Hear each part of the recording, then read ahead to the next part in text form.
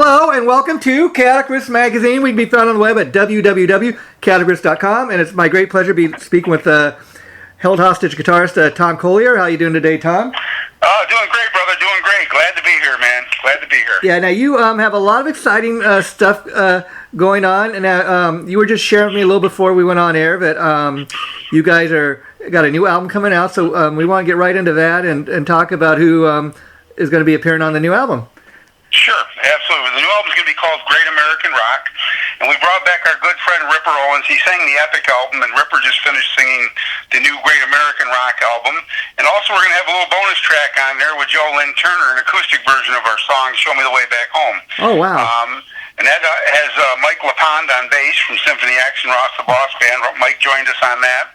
It'll be a great new song. I think people are going to be really impressed with. And the album's so different. It's everything from mellow to metal. We've got some real face ripper offers in this. I'm telling you. I wrote this song called The Master, and got help from the rhythm guitar player Scott. It's got an iconic riff in it. I mean, you guys are just going to freak when you hear this riff I came up with. So it's a great time to announce it on Chaotic Riffs. That's totally cool, yeah. And now let me ask you, as people know, you mentioned Ripper Owens. You guys got a bit of a history with him. How did you initially hook up with Tim? Okay, so our manager, John Pendergrass at Artist Events Management, we were talking, and I said, I really wanted to get a singer for the Epic album, and he said, well, I know Ripper. He said, let's introduce you. He introduced me to Ripper, and him and I got along great. And Ripper's such a great guy. He said, send me a couple songs. I sent him Lightning, and he was like, I definitely can get my teeth into this album. He said, I love it. I've really never sat down and sang a hard rock album like this. And I mean, we went out and played shows with Ripper. Ripper came out and did live shows. And he was just here last month with us doing a live show in Syracuse, New York. Now let me ask you, when you guys initially hooked up with Ripper, what's that like as far as, you guys wrote these songs before you even had really a singer. So, talk about writing the songs and not even knowing really who's going to sing the songs, and then you hook up with, a Ripper. I mean, and I'm sure he nailed it, but what did you think, this is the guy, I'd imagine. Yep. So what happened is, I'm actually a lead singer too, but live shows I'll do vocals, but I prefer not to. Okay. And so I sang the album for him and sent it to him, and I said, this is the way I like to sing it. I don't have the range that, not many people have the range that Ripper does, but Ripper heard it and he was like, wow, he's such a great guy. And on the new album, I gave him free reign onto it, and he added some stuff to this album. He just took it to another level. Ripper is such a melodic singer. People don't understand how good this guy is. I mean, he's incredible. Now here's a question, Tom. When you guys were initially forming the band, I was curious. It sounds like a lot of guys. Maybe you got pushed into singing lead. Like maybe you thought out of everybody in the band, you had the best voice. Is that kind of your story? Well, we went through a lot of lead singers. Okay. Who actually they all had alcohol problems, things like that. We were trying to get serious. We had record labels. We had everybody. We were touring, and it just couldn't deal with drunks anymore. I understand. That's what it is, And I love to party, but when I go on stage, we're sober, man. We go on there and we rock, and we'll party all night afterwards. But for that hour and a half, we give you everything we got. We don't leave anything on the stage. Well, I think that's a pretty good attitude to have, because even if you look at some of the legendary musicians, the ones that struggle with, either drugs or alcohol, they had a lot of issues. So, if you want to put on the kind of show that you guys put on and put out quality of music, everybody's got to kind of be firing on all cylinders. Yep, and it's a great feeling. I mean, the guys, I don't tell them they can't drink, but they found out playing sober is so much better. I'm telling you, the music, you just feel it. And then when we've elevated to the next level, I mean, we were out in California with Metal Allegiance at the NAMM show a couple years ago. Yeah. And Dave Elson and all these guys, Chuck Billy, they're all standing side stage, and Dora, and they're like, who are these guys coming in from New York? Nobody had heard of us. We hit that stage, and by the time we were done, everybody from Metal Allegiance was standing side stage screaming for us, man. They're like, holy shit, these guys brought it. And for quite a while, like you said, you've been associated with Ripper Owens, so the more and more people find out about that, the more and more people are going to be talking about you guys. You're kind of one of those bands that's been around for years that the more time goes on, the more and more people start to kind of hear about this band, Held Hostage. Yeah, yep, absolutely. So I shut the band down for a little while. I was a single dad. I thought it was more important to raise my son. I thought everybody was going to come back. You know, I'd been out on tour with Man of War, lots of different bands like that. I did their World's Loudest Band tour. You know, we did the United States tour. Those guys, and Ross and I are great friends. You know, Ross the Boss. Of course. You know, I was out with Eddie Money. I mean, you name it. I've been out there with a lot of different people. Quiet Riot. Wow. Recently, we were with Quiet Riot. Louis John Roth. Molly Hatchet. I mean, we've been with so many different bands. We can match up to any band out there. We're just a diverse rock band, and it doesn't matter if it's a southern rock crowd or a metal crowd. We bring it. You know, we can switch our setup real quick. That's cool to be one of those bands, because you know, the more different types of bands you can go out with, the better for you and the fans. You know. Oh yeah. I mean, the Rods. I was always a fan of the Rods and became good friends with Carl Kennedy, the drummer. Carl drummed with me for a little while. He was XR drummer for a while, so I found a permanent drummer. How but cool. I mean, it was great. I mean, we got to play with all these guys that I sat and used to watch play. Now I'm playing with them and peers with them and having fun. I mean, one of the nicest guys I've ever met is Dave Ellison. Oh wow. That guy. I'm sitting in California in the dressing room. He just walks in and sits down and says, "Hey, I'm Dave," you know, and I'm like, "Yeah, I know you." He sat down and just talked to us like it was just such a great guy. He said, "I want to see your set."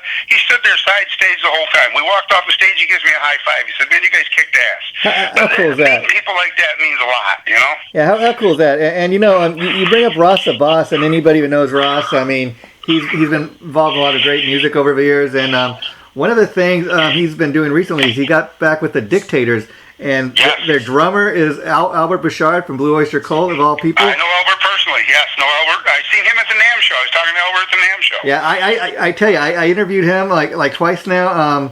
I just recently interviewed him again for his new solo album that came out. Super cool guy, and the guy just, when you talk to him, he's got such enthusiasm for what he does, and you're amazed to find out the guy is 74 years old and he is still doing what he does, you know?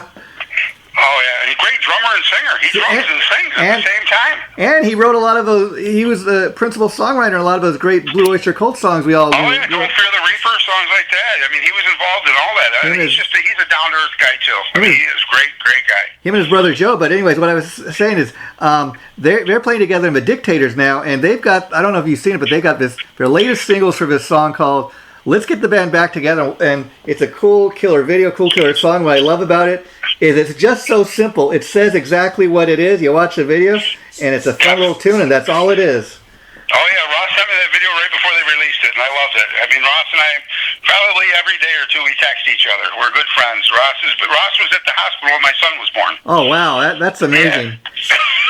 Yeah, and you know, Ross is such a cool guy. Besides doing music, he's also got his baseball business on the side. He's really like a huge baseball fan, and he told me he almost went into baseball. But man, he's another cool guy, like you said. But getting back to Held Hostage, I mean, do you feel now with kind of the addition of Ripper kind of really getting more involved and singing on the album, you think that's going to kind of raise the profile of the band now? I think it will, especially the second album in a row. He doesn't sing full albums. He'll go out and he'll sing a song with people, unless he's like KK Priest is killing it. Yeah. I don't know you know, and I mean, those guys, Ripper's in a couple different bands, the Three Tremor stuff like that. So for him, it was quite an honor when he said I would sing your whole album. Yeah, because he's one of those guys that he's been involved in a lot of projects, you know, even just Judas Priest, you know, he was involved shortly with Yngwie Malmsteen, Eister, and he's been done a lot of these other great albums he's been a part of, and he's starting to really finally get some real serious recognition. Like you said, KK's Priest, the Three Tremors we should mention, because I know, Tom, in a couple of weeks you're going to be a special guest as far as you're going to be jumping up on stage and playing some guitar with them. Talk a little bit about that. I'm going to be rocking with those guys in Rochester, New York at the Montage Music Hall. I was talking to them and Sean and those guys. They invited me to come on stage with them. And so the following Monday, I'll be Held Hostage is going to do direct support for them in Syracuse, New York. Wow. Yeah, totally cool. And, you know, I know Sean Peck a little bit. I've interviewed him a number of times, even just recently about the new Three Tremors album. And what's cool about that project is, I mean, you got these three powerhouse vocalists, and you would think in a band like that they'd be full of egos and they'd be competing with one another, like to see who's got the loudest scream. But Sean was telling me, no, we're all real good friends. There's none of that going on. We're just, it's really about what is best for the band, you know? Yep, and they socialize together. They hang out. That's what he was telling me. Yeah. Football game with them and stuff. I mean, and I'm looking forward to seeing those guys and hanging out with them. And I mean, their drummer, Sean Ellis, he's the drummer for KK Priest. Yeah. The drummer of the Three Tremors. You know, I'm looking forward to. I'm excited to play on the stage with those guys. When they invited me, I was like, yes, I'll be there. Yeah, I mean, would you be interested? I was like, yeah, but who wouldn't?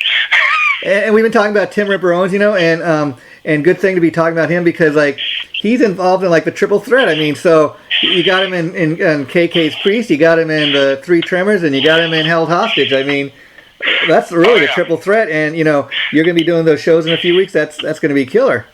Yeah, I'm excited, and I think people when they hear the new Held Hostage album are they're gonna see a side of Ripper they've never heard before. I mean, Ripper, I did this beautiful song. We had some suicide's quite a terrible thing going on. I had a couple former members that actually committed suicide. Wow. So I wrote this song called Rise, and I write it on a Friday night. Saturday morning, I get a call from this lady. She says she's head of the suicide prevention, and she asked if Held Hostage would come headline their concert. So we did it in August. We did a headline outdoor show for him.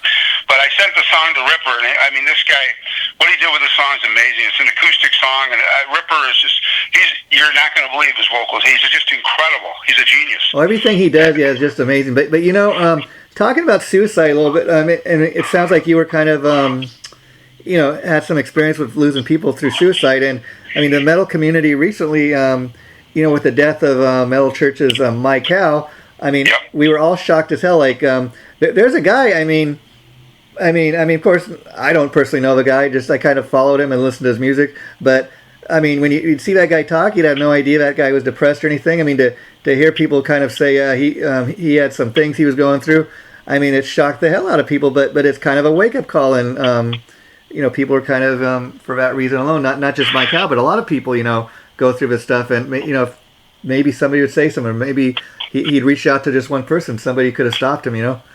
And that's what the song's all about, is to reach out to him and watch for the signs and stuff. I mean, you can listen with your eyes is one of the lines I have in the song. You know, I mean, people don't really want to see things. I mean, we had you probably know the famous drummer Scott Columbus from Man of War. Scott was originally playing with Held Hostage. Oh wow! I got him the gig with Man of War.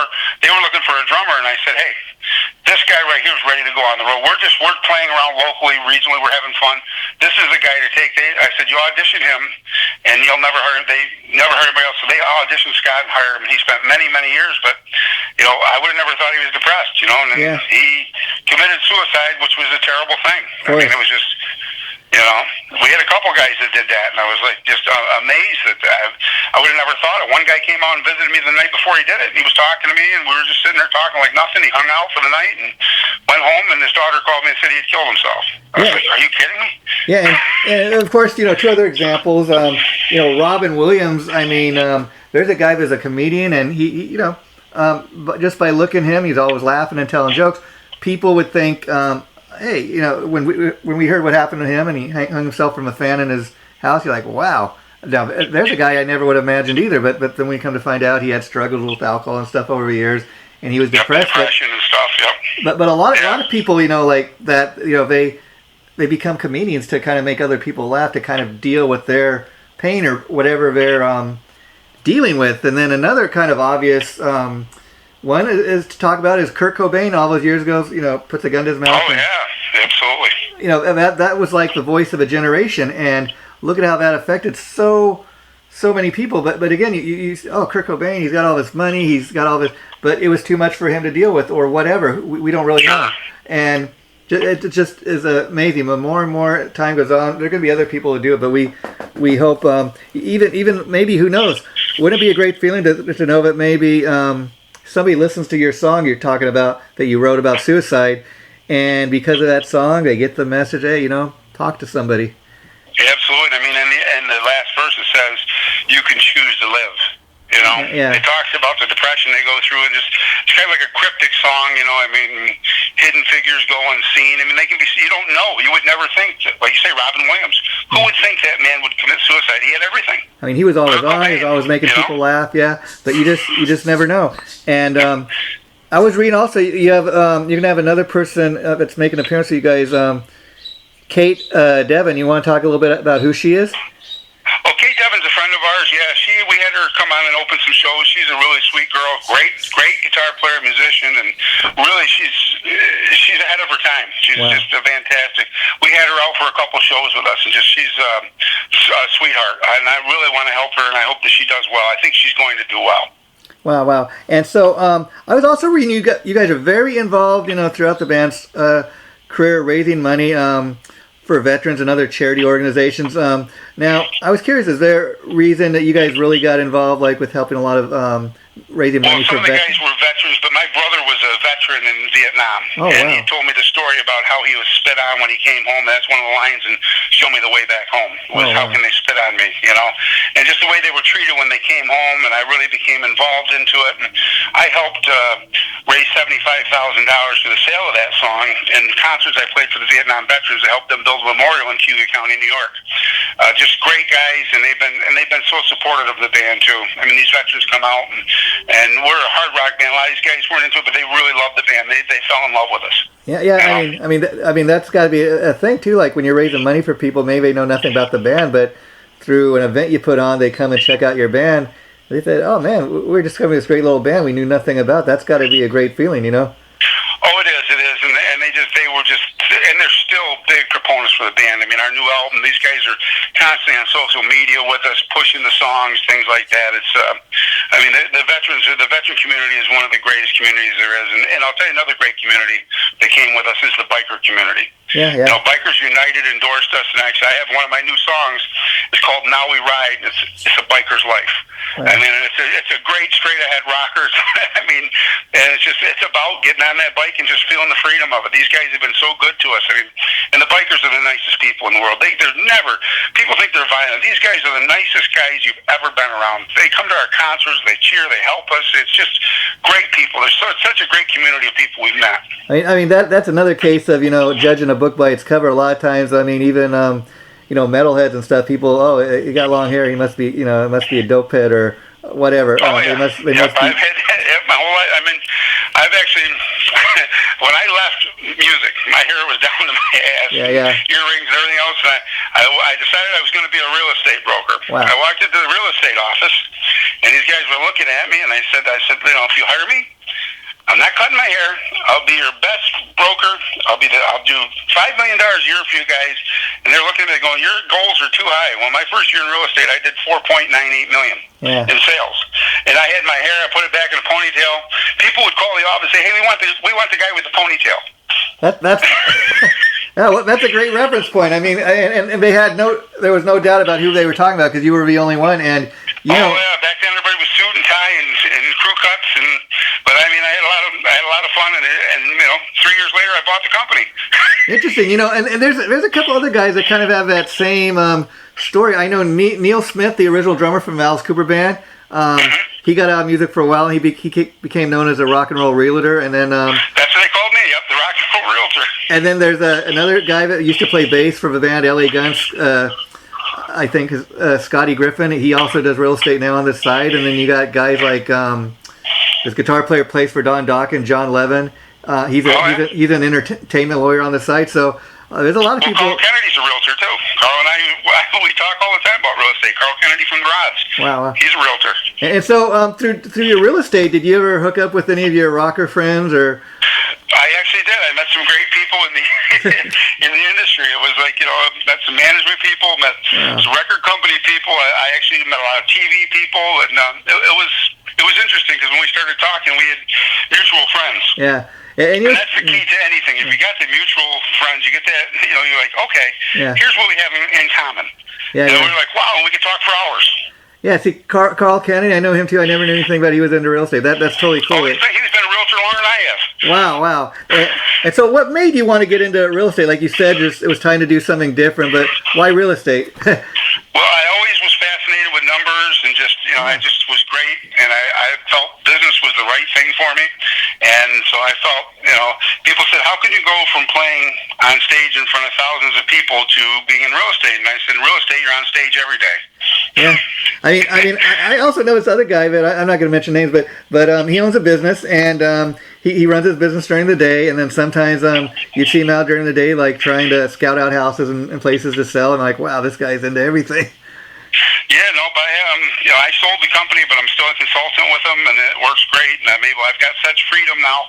I told everybody. I told Ross was the first one when I left music. I told Ross. I said, I had all these record companies trying to sign me. I said, I'm going to be a father first. Yeah. That's more important. Ross says that's true. He said, when we talked about it, and a lot of people said you're never going to come back. But I said, when I come back, I'm going to come back stronger than I ever was, and I have came back and stronger than ever. Yeah, it's and I got to tell you a story regarding your publicist, the Lord of PR. I mean, he kind of just disappeared and went out of business for a few years, and he's back, and he's one of the greatest people in the music industry. There's not too many guys like that, but he's another guy who really is good at what he does, and he works, and then he just he's a hard worker. Yes. I really like Ben a lot, and I became friends with him. We would talk and we would get off subject and talk about different things, and it was a really good guy. And he's a veteran. Oh yeah, that's what I'm saying. And there are people like that you miss when they're not around. I mean, I'll tell you a funny story about there's this record label, and all they were always sending me stuff to promote and interview their artists and write up reviews on their releases, and then all of a sudden they get a new publicist for the label.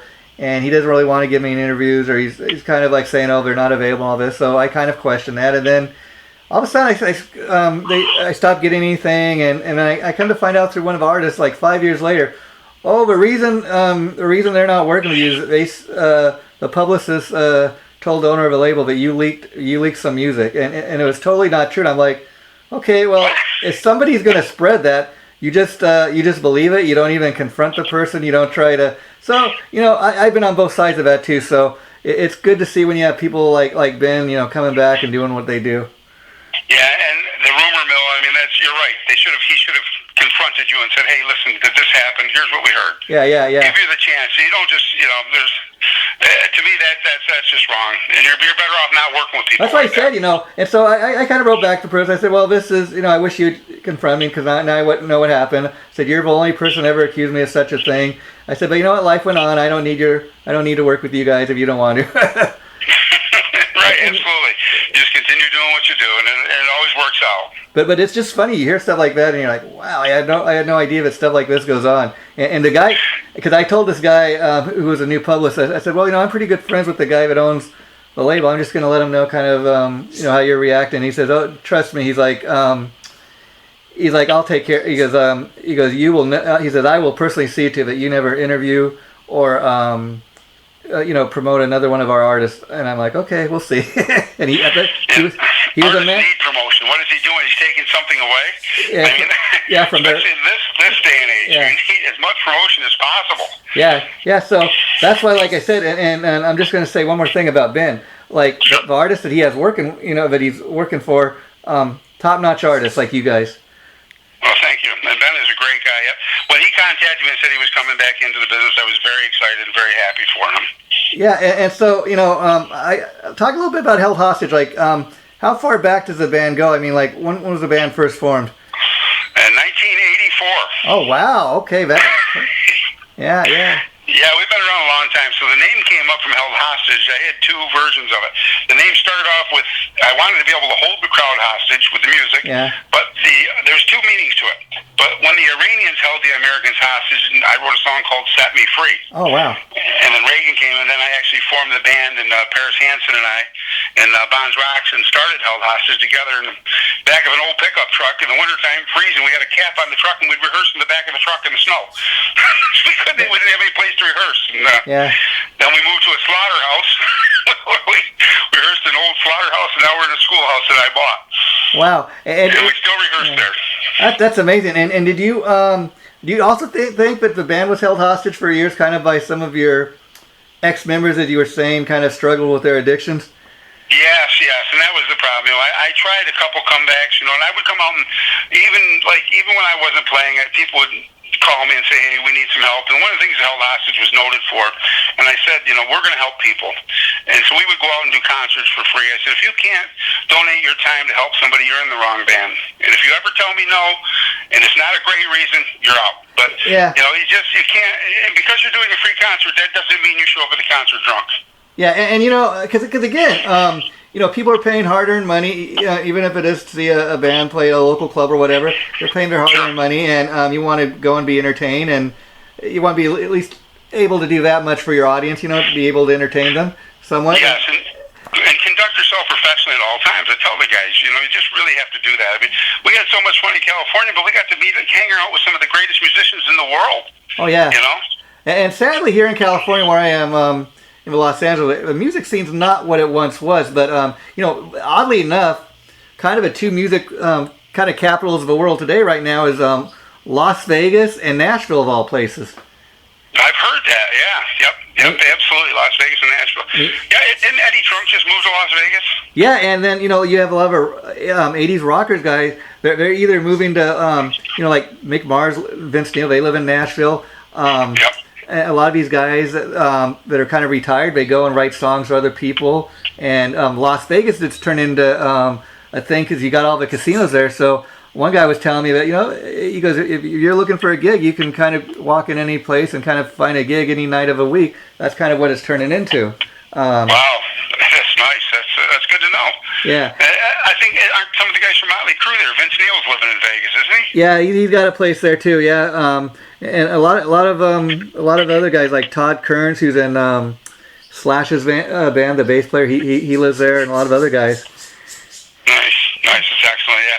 I mean, the music scene has changed, and the streaming has changed it a lot. Oh yeah. Too. I mean, the streaming, but for the revenue sources, luckily, we sold thousands of copies of Epic. Yeah. We were out working our butts off to do that too. I mean, we were playing. We go to our concerts, and our fans are so loyal. I mean, they come and they buy all our merchandise. The merchandising is what really helps a lot. I mean, we're not big in streaming because you don't make money on streaming really. I mean, we stream, but you have to. Mm-hmm. But for us, the physical sales, and Epic got picked up by Walmart's and. Wow. Target picked us up. I mean, it happens. We released right before the pandemic, so I mean, that's amazing. Especially Target, because a lot of times Target, you go down, you can find maybe the Beach Boys like greatest hits or something like that, or the Eagles, or they have like a select few of new releases. So, the fact that a store like Target is picking you guys up, that's pretty good business. Barnes and Noble, but now they put us back onto just their online stores. We're still online with them. Now the physical CDs have been moved out of the stores. The ones they sold. But the pandemic, people were stuck home, and it was just crazy. I mean, things are starting to really affect the music industry too, as far as this supply chain and stuff. Like I've ordered some CDs, for example. I got the new 6 a.m. CD by Nikki Sixx. I ordered off Amazon. Comes out last week, but I'm not going to get it until sometime in November. You know what I mean? So again, I'm an old school guy, like you're saying, Tom. I still much rather prefer having a physical CD in my hand. I love to look at the artwork, read who played on the album, who wrote it, who wrote the songs, who the special guests are. I mean, kids today, they're really missing something going to a record store. I mean, where I live here in Los Angeles, you expect there to be like a record store in every corner. It's not the case. Yep. I mean, when we were growing up, that's all you seen. I mean, I couldn't wait for the new releases to come out. I used to go to Tower Records every Tuesday or whatever it was for a new release Tuesday and check out what they have. I mean, I plan on what every 2 weeks. Okay, I get paid in 2 weeks. That's what I'm going to buy when it comes out. Yep. Oh, absolutely. I mean, I bought the new KK Priest album, and I bought the vinyl and the CD. I wanted to support Ripper on that. I thought it was important to get physical copies of it. I mean, if I'd asked him, he'd probably gave me copies, but I won't do that. It's like I wanted to do that, pay for it, and I think it's more important because a lot of people they don't understand how hard us musicians work for that. Support your bands, and it's so true. This was a number of years ago, but maybe 10, 15 years ago, Tesla put out this cover CD, and it was a 2-volume thing where, okay, you could buy the first volume like at Best Buys and some of these local record stores they still had at the time. But if you want to get the second volume, you had to go see the band live, and what would happen is you show up to the show, you have your ticket, you go in the front door of the show, they hand you a free CD as you go in. Now, I like that for a number of reasons, because it gives you a reason to go see the band. Okay, well, I want to have the whole collection, and so I'm going to go see the band. And I feel like, too, I'm getting something for free. I mean, I paid my way to get in, but you know what I mean? You get a little something extra. That's a cool way.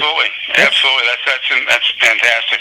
That's a great marketing. That's genius marketing. Yeah, and I really thought that at the time. I don't know why more bands don't kind of do that. You know, even just have like one release. Kind of, hey, you come to a show, you get a free copy of the latest album. You know, whatever, something like that, or a free T-shirt, whatever. Sure. Well, that's what we're doing with the bonus track. I think I told you about the Joe Lynn Turner. Yeah. With the Show Me the Way Back Home, I did a new acoustic version, and Mike LaPon played bass with me from Symphony X and Ross the Boss. Mike LaPon, fantastic guy. So he's one of the nicest guys in the world too. I mean, that's going to be a bonus track. That you buy the CD, you get that bonus track with it. And how did you guys hook up with Joe? Like, I guess when I'm asking you, I'm assuming you weren't in the studio with him, but he recorded the track for you. Yes. So what happened is, again, my manager knew Joe, and knew Joe did a lot for veterans. Yeah. And this song was for the veterans. And so Joe came on board once we talked about it. And him and I did a concert together, too, in Syracuse, New York. Joe's a great guy, too. I mean, he's just fantastic. He lives over in Europe right now, and I think he lives in the Ukraine. Oh, wow. Yeah. But he came back over here and recorded, and then we did a concert together, and it was really nice. I guess he's feeling better, because I know about a year ago he suffered a heart attack or something like that. So. Yes, he did. Yes, yep, he did. But he's much healthier now. But I got him pre-heart attack. That's good. That's good. Yeah. But he's a great singer. He's a great guy. He was a blast to hang out with. He was just the nicest guy in the world. You know, guys like that. I mean, he's played with Deep Purple, Yngwie, Rainbow. I mean, he's been around. He's a down-to-earth guy. He's a cool guy. Sometimes he gets those Deep Rainbow jokes, because he was in both Deep Purple and Rainbow with Richie. Yes, yeah. Oh, yeah. Yep, absolutely. Yeah, he's done a lot, and his solo stuff's fantastic. His voice. Yeah. I mean, Joe's got to be close to 70, and his voice is still incredible. Yeah, he's still. I mean, that reminds me of Alice Cooper. I mean, Alice is like in his 70s too, and he's still getting up on stage, and he's still belting out new music. I mean, his latest album came out at the beginning of this year, Detroit Stories. It's got a lot of his original band members on there. I tell you, it's if you put it like neck to neck with any of his classic music, it's just as good as anything he put out in the 70s. You know, so Alice is another one, legendary artist, still doing it. Oh yeah, it's amazing how these guys are. I mean, look at the Rolling Stones. Yeah, I mean, Charlie Watts, God bless him, he did it till the day he died, and then the other guys are still going on. I think they're going to literally be dying up on stage. Yep, ZZ Top the same way. Yeah, and ZZ Top. They lost Dusty Hill. Yeah, and so you just never know. And you were talking about a lot of the money you raise for veterans, and I think it's a cool thing because a lot of times it's good anytime anybody can help raise money for a worthy cause, but I think this is something obviously that means a lot to you because, like you said, your brother's a veteran in that, and so it's not like you just kind of virtue signal. Oh, we donate to veterans. It really means something to you guys. I can tell. Now, let me ask you: when you're talking about that song you wrote, what did your brother know what you wrote it about, and how did he react when he heard it? Yes, he did. He was actually he was very impressed about it. I told him, we would talk when he first gotten back, and about Vietnam, and I mean, he didn't talk a lot about it at first, but then he started loosening up, and as we got older, and then I met some other veterans and things like that, and I started hanging out with those guys and just listening to I would sit back and just listen to their stories, and it was fascinating, but what they went through hell over there, and then they come back and they're treated like crap, being spit on. It's like, are you kidding me? Murderers. It's like, they just turn. I can't imagine doing anything like that, and especially the Vietnam veterans. Yeah, the only thing I kind of compare that to is, what's currently going on with kind of the way people are turning on the cops, defund. Oh, yeah, defund the police and all that nonsense. Yeah. And cops are racist. I mean, there's one or two bad apples, even, there's quite a few, I'm sure, but like in any profession, but that doesn't make everybody, that way. Well, in New York State, they've got bail reform, or former governor, the sexual harass guy, they finally got rid of him. Well, he put up this bail reform. Even if you murder someone, you can get out on bail. Yeah, it's just, it really is ridiculous. I mean, I don't know. I mean, criminals have more rights these days than the victims. I was laughing. They got this crazy DA here in Los Angeles, where I'm from, and he's more into like releasing prisoners, and seeing that people don't go to jail, and even trying to help free the guy that killed Robert Kennedy. I'm like, wow. Oh yeah, I heard that. Yeah, Yeah. Just rogue DAs. It's just kind of crazy, but now look what's going on in Seattle and Portland. They're burning it to the ground, and they don't care. Yeah, that doesn't matter. Only if you're Donald Trump supporter, but I regret. Yep. Yeah.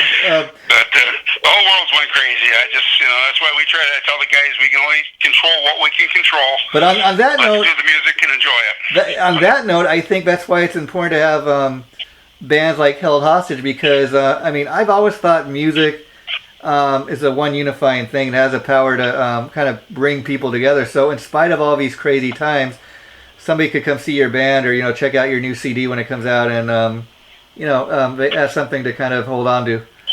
Yeah, and a lot of people, it was kind of funny because like when our Epic album came out, people said, this is just great American rock. And that's why I said, that's the name of our next album. And so do you guys have a release date for it yet? We don't. I'm actually in the middle of finishing. I've got to cut some more solos. Ripper's all done. Everybody's done. And I'm just going in and doing the solos. And I produce the albums. And Ripper's actually helping me. He's been sending me, I send him the stuff, and he gets back to me and says, hey, what do you think of this, or that? And he's been, the guy is such a great mentor in the music business. He's got so much knowledge to offer. But I would expect it to be out in April or May. Oh, cool. We've got so many record labels after us. We're currently signed with Metal Mania Records, MBD Entertainment Group, but I've got written offers from some pretty good record labels that have came after us. That's good. Like you said, you've been a band since 1984. That just kind of wows me. I was not aware of that. But talk a little bit about like how long ago did you decide to get the band back together? So I told everybody once my son graduated from high school and stuff, because I was a single dad, he lived with me, and that was more important. Yeah. I raised him, and that's so I could work the real estate and stuff. And my son turned out to be this great human being. I'm actually a grandfather. He's a young grandfather. Wow. But I'm loving it. And my son's like my best friend. We talk every day. But anyways, I said to everybody, once my son was settled in life, I'm going to come back. And about 6 years ago, he met this beautiful girl. They're married. He's got a great job. And I said, now it's time. And he comes to all my concerts. He flew to California to see me play with Metal Allegiance. Wow. I was gonna ask that. That's cool. And now, did he ever see you play when, or was that before you were a father? He was young when I quit. He was young when I stopped playing. And so 6 years ago, when you get the band back together, what was that like? Like that first concert, that had to be kind of heartwarming. It was great. We sold out. We did a local show, and then Ross and I were talking. Ross the boss, and Ross was doing a concert in New York City. And I said, well, I'll tell you what, I'm going to get a tour bus and load that up with people. We're going to come down and open for you. He invited us to come to New York City and open for him, because Ross was really building the Ross the Boss band back at that time. Yeah. So we did. I rented a bus, 55 seats, sold out in 3 hours. We went down there, all these Held Hostage crazy guys and Ross the Boss fans. We had a great time playing with them. Yeah, and Sean Peck was telling me between the Three Tremors and Death Dealer, he's recorded like 3 or 4 new albums, during all the lockdown stuff with these two bands. Any chance that you guys may go out with Death Dealer or do any dates with them? If they come to the United States, we'll be talking to them. Ross and Sean, absolutely. I would love to do some stuff with Death Dealer. Stu, I can't think of his last name. Marshall. He's a fantastic guy too. Stu Marshall. Yes, there you go. Stu Marshall.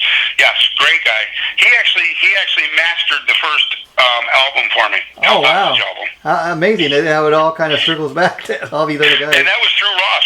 He hooked me up with him in Australia, and I sent it to him through Dropbox, and he mastered it and sent it back. That's all. Yeah, so these guys, they're all great guys, and we hope that the thing of it is I think we should all be helping each other. That's always been my thing. Like when you mentioned Kate Devin, sweet girl, want to help her. Brought her on for 2 great shows in front of us. Gave her direct support on both shows. I'll tell you, and kind of prepping for interview today, I went on your website and your Facebook page and was reading up on what you guys are kind of currently up to, and that's how I came up with her name. I'm like, oh, who's this? But that's kind of cool. Like people would go on there and they'll say, oh, okay. So she's going to make an appearance with them, or she has appeared with them. Who's this person? And just through that, people will check out what she does. Yeah, and she's very good. She's an excellent guitar player. She's a little shredder. She can misread. Yeah, that's. And but she's also a really nice, sweet, decent person, and she wants the best for people. Those are the people you want to work with and you want to help. That's what's important, because I mean, how many times you could work with musicians that's amazing virtuoso, but also a huge asshole at the same time, Yeah. Oh yeah. No.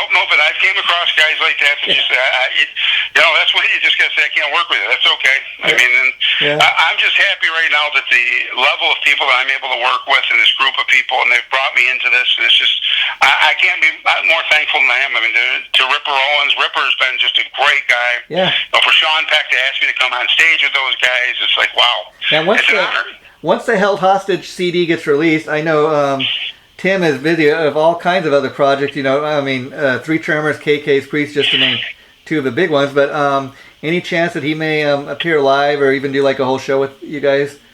Well, he did. We've actually shot some videos. Oh, okay. For the new album, when Tim was up, he just played with us 3 weeks ago in Syracuse. Okay. And last year, when the lockdown was going on, we had Ross the Boss, Tim Ripper Owens, and Held Hostage, and we did a night all Held Hostage music. They all joined me on stage. That's cool. And since getting the band back together, 6 years ago, I'd imagine you've had people that are true diehards followed you maybe since 1984, but then you also got a percentage of people maybe 6 years ago just discovering the band for the first time. How cool is that? Yeah, it's been fantastic. And every day we're getting more and more people. I mean, we're just, but yeah, the diehard fans, they're there. Doesn't matter. They were the first. They were the first ones to jump on the bus. And they're still there all these years later. And I imagine you kind of find out through social media and all these sites that you guys are on that there's probably you got fans in parts of the world where you haven't even stepped foot in. That's got to be a pretty great feeling. Yeah, South America, one of the biggest promoters in South America found us, and he bought a CD, and he's been in touch with us. He said, I love this. He says, I play it every day, the Ripper's thing, and he bought the Epic CD, and I was like, wow. It's been fantastic. I mean, and you always get a few haters on there. Of course, It's just, if you're doing anything, I mean, there was another band that was using the name, and I asked them to stop, so I served them a cease and desist, and, they periodically attack us on social media, but we just laugh about it. I don't get into it. I don't respond. There's no reason to. It's hey, listen, guys. I used to stop you, wouldn't. We've been around. I have a trademark. Yeah. The true fans know, the true Held Hostage, how long you guys have been around. But that's how many albums do you guys put out to date? Three albums. We've got Fallen Brother. Well, two EPs and 3 albums. And can people still get all those releases, or any of them out of print, or? Some of them are out of print. In fact, I did some stuff with, I'll tell you on the show, I did some stuff with Scott Columbus before he died, the drummer from Man of War. And probably Ross the Boss is probably going to come on and play a few songs, play some solos with me on that. And we'll release that. We'll probably do an EP with Scott Columbus on there. And as far as the stuff that is out of print, I was curious, any chance when you sign the new record deal that that may be part of a deal as far as re-releasing any of the older stuff? Yes, actually, that is part of the deal. Oh, cool. Yes. That is something to look forward to. And because, again, then people just discovering the band. See, that is the one cool thing about having these digital sites that, like even I discover stuff all the time on YouTube, just going on YouTube and putting in a search. People might find out about your band just, going on some of these social media sites and just discovering the band. Then they'll want to go back and see what you did before. Yes, absolutely. Social media has been great. I mean, I'm just starting to build the page. I've had that page, but I really never worked it. And that's one of the things the new record label said the first thing they would do if they sign us is they're going to put somebody on full-time social media building that page. They said, you guys should have 100,000 followers on there. Yeah. I was like, and we are picking up people around the world. I mean, lots of magazines in Europe have been writing up about us. We were just on that compilation album, The Music's Out There, and that had Miles Kennedy and Slash. It had Dee Snider's new band on, Dee Snider. Yeah. I mean, it had a lot. There was 100 bands that made it. We were one of the top 100 bands that made it. Our song Lightning was on there. Yeah, see, it's really important because even as great as Facebook is, I mean, they're also getting into where they want to kind of monetize everything to the point of used to be great when they first started, but like people tell me that there's things like they only want you adding like, let's say 10 friends a day, and if you add any more, they try to limit who can see your page, and that's they try to get in bands' ways. But if you have a label or people that know what they're doing behind you, it's great because they know how to kind of get around those things. Yes, absolutely. absolutely. And that's what most of the labels have talked about. They said, that's the only lacking part. We do a lot of physical sales, but they really said we need to build the social media sites better. Yeah. And it's like, okay, when I came back, I didn't expect it to go as big as it did. I didn't expect record companies throwing money at us and calling. I'm like, okay, Yeah, it's amazing. I'm not saying no. It's amazing. Not just vinyl is making a comeback, but I've seen even some places are even releasing stuff on cassette, if you can believe that. I've seen that. Yes, cassette tapes and things like that, and it's getting big in Europe. Cassettes are big in Europe too right now. And CDs never totally went away. I think that's cool because I'm still a CD guy. I like to have something to listen to in my car. But any chance that when you guys sign that new record deal that even a limited run you might put out some vinyl or anything? 100% chance of that. Yeah, that's pretty cool. And how all involved are you with the artwork, Tom? Well, what I did is, I don't know if you know who Scott Braun is. Scott Braun is a famous photographer. He's actually a good friend of mine. We socialize. Okay. He lives in New York City, but he's buying a home not far from here, and we visit. In fact, I was going to see him yesterday, but he didn't make it in. But he's the art director for the album. Oh, cool. And so he hired Stanis Decker. I don't know if you know who Stanis is. No. He's a famous French artist. Okay. And he did the Epic album, but Stanis has done Megadeth, Blue Oyster Cult. Every band out there Stanis Decker has done. Oh, wow. The guy's huge. And so that's who does our art. But I do final approval onto it. But Scott Braun, I trust him 100%. Scott's just a great guy, and he takes care of all that for me. Artwork could be a very important thing when putting out physical copy. I mean, I remember back in the day that even as a kid, seeing Iron Maiden's Number of a Beast in the album store or Kiss's Destroyer, and I'm like, what the hell is this? Just because of the way album cover. Look, not even knowing anything about Iron Maiden at the time, I gotta get that. That's how cool it was. Oh yeah. Well, it's just like with us. See, that hammer that was in the Epic album, I own the rights to that hammer. Wow. People thought it was Thor's hammer. It wasn't. Stanis Decker actually hand designed that hammer, and it's actually part of the new Great American Rock with the flag wrapped around it. Wow. On the front cover. I mean, so it's part of our artwork and stuff like that. And if you turn it just enough, you'll see the HH logo in it. People don't understand that. It's all planned out. Oh wow, amazing! And before you wrap it up today, Tom, a few more questions. Which I want to ask you as a guitar player, who were the guys that kind of really influenced you to do what you do? Well, my favorite of all time is Randy Rhoads. I loved Randy Rhoads, Ted Nugent. Tony Iommi. In fact, you can in the Epic album and the song "The Master," you'll feel a little bit of Tony Iommi influence in there. Talk about each of those guys for a little. I mean, Randy Rhoads. What amazed me about him, he died so tragically young, but yet. Look with just those two Ozzy albums, the huge legacy that guy at age of I think 24 left behind. Oh, he was an incredible guitarist. I had just left Florida. He was going to play Syracuse, and I was leaving Florida, and I had tickets to see him in Syracuse, and then they didn't cancel the show. Brad Gillis from Night Ranger came on, but when Randy got killed in the plane wreck, Ozzy didn't cancel that tour. Brad Gillis from Night Ranger played in Syracuse. I seen him play, and then he played on Speak of the Devil.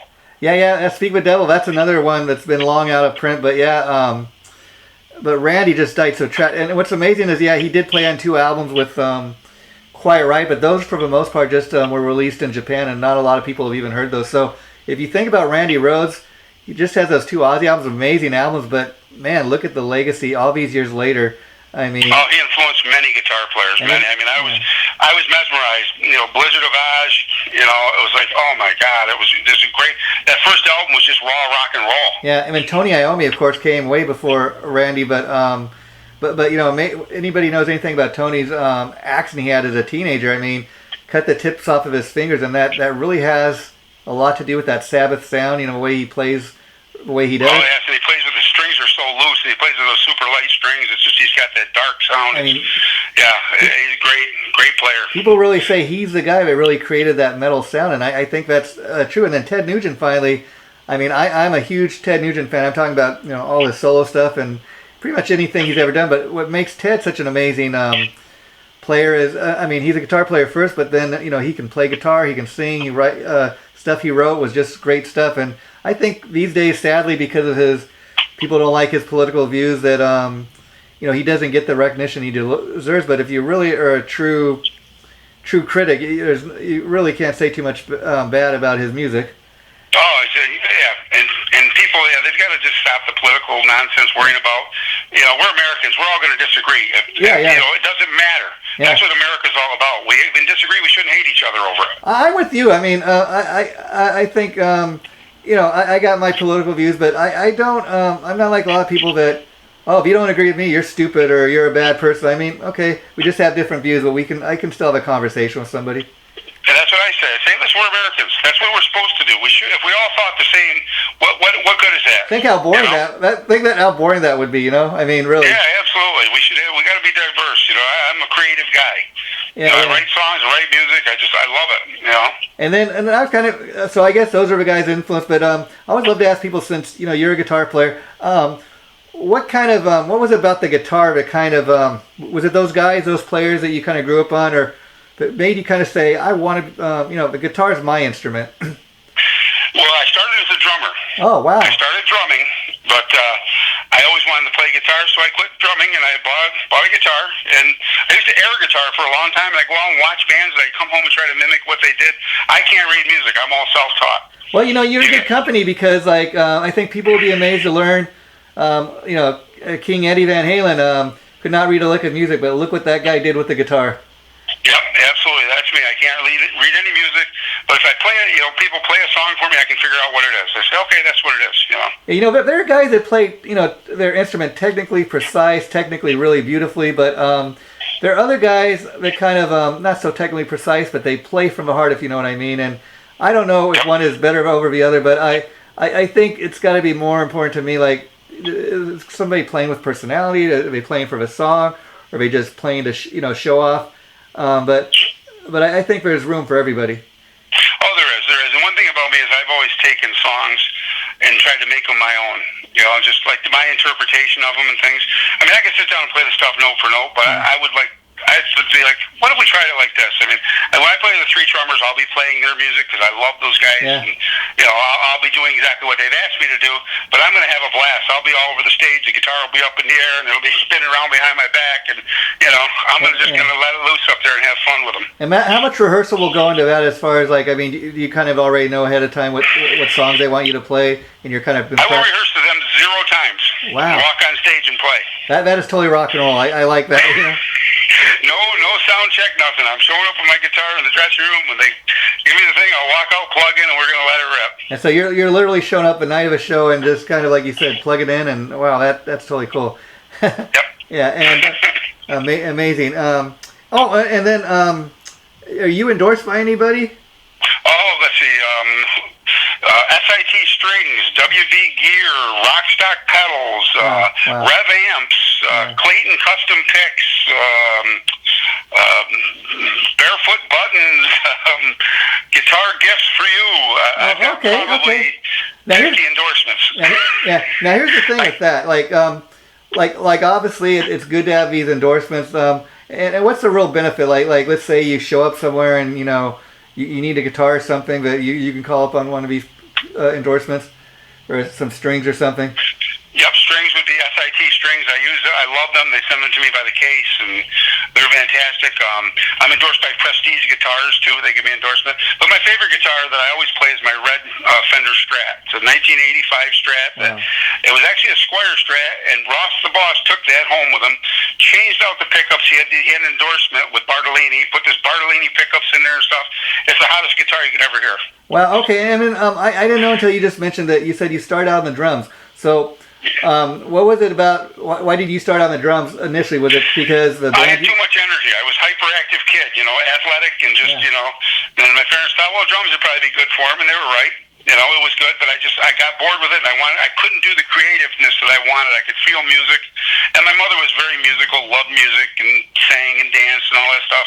Just loved always had music going in my house. Now here's a question for you, Tyler. You mentioned being the producer, so I would imagine being a guy that has experience playing the drums, writing songs, and being a guitar player, and even a lead singer. As a producer, that gives you a much better ear, because you can kind of listen and kind of have some experience for what the drummer's doing just as much as a guitar player. Yeah, absolutely. So when I'm writing a song, I hear all the parts of the song. Yeah. I know what I want into them. And look, the drummer I have right now, Jeff Murray, this guy, he's 25 years old. Wow. He is phenomenal. Yeah. I met this guy on a real estate call. Wow. 3 weeks later, he was on stage with Ripper Owens with us playing. Ripper Owens and Ross the Boss. But he's got to be. He done exactly what I wanted to. The guy just had such a feel for the songs. It was like, wow. He's got to be living the dream. That's got to be living the dream for him, And so from your perspective, you've kind of gone full circle. I mean, you're a guy that's kind of been a drummer early on in your career. And you kind of seen what that was like. So you got the perspective of what it's like to be in the back of a stage, and then you got the perspective of being in the front of a stage, which a lot of people do not get to experience. That's got to be a pretty cool thing. Yeah, it is. With the drumming, though, I really never made it out of the garage. I played a couple shows and things like that, but it was more of, I didn't really have the passion for it. I always wanted to play guitar.